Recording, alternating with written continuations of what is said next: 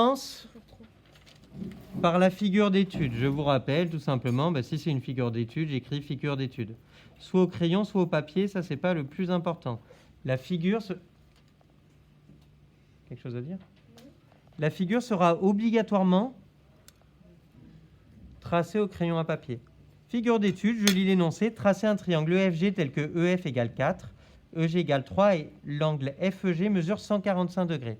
145 degrés, je pense à quoi? Ce sera plus grand que quoi? Oui?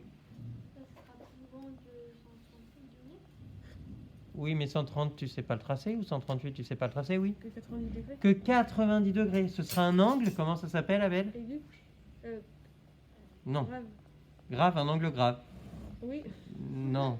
Ça, c'est les accents aigus et accents graves. Un angle, Clément?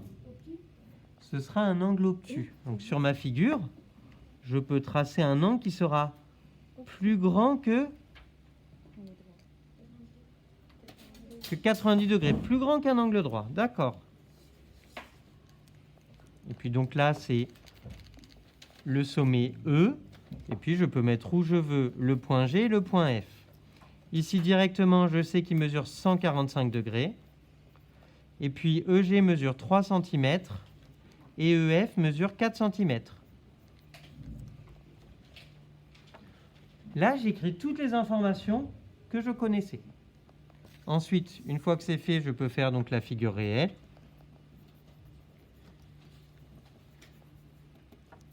Je vais commencer par quoi? Je commence toujours par là où j'ai le plus d'informations. Où est-ce que j'ai le plus d'informations, Louane? GF, j'ai aucune information. En fait, là où j'ai le plus d'informations, c'est le sommet E. Pourquoi j'ai le plus d'informations? Je connais la longueur des côtés adjacents qui sont à côté de E et je connais la mesure. Donc, soit je trace le segment EF, soit je trace EG. Moi, je décide là de tracer EF, mais j'aurais pu tracer autre chose. Donc, à la règle.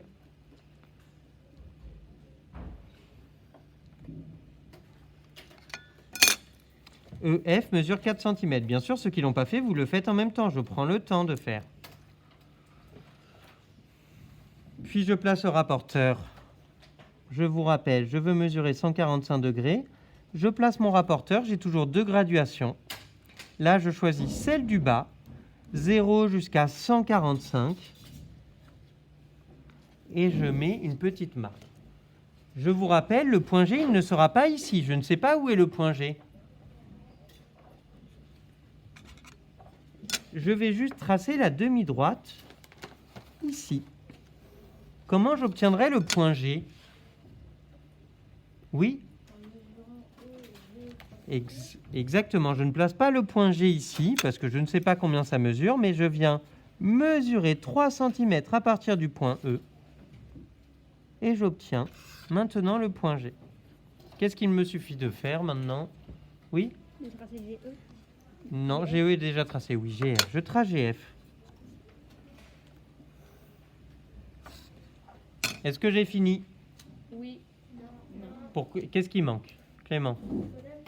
Je vais écrire tout ce que je connais. Ici, je sais que le côté GE mesure 3 cm et je sais que l'angle E mesure 145 degrés.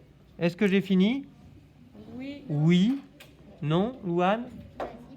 Si, je peux un petit peu gommer ici, parce que ça sert à rien. Je peux laisser un bout, mais je peux un petit peu gommer. Ceux qui ne l'ont pas fait, vous le faites?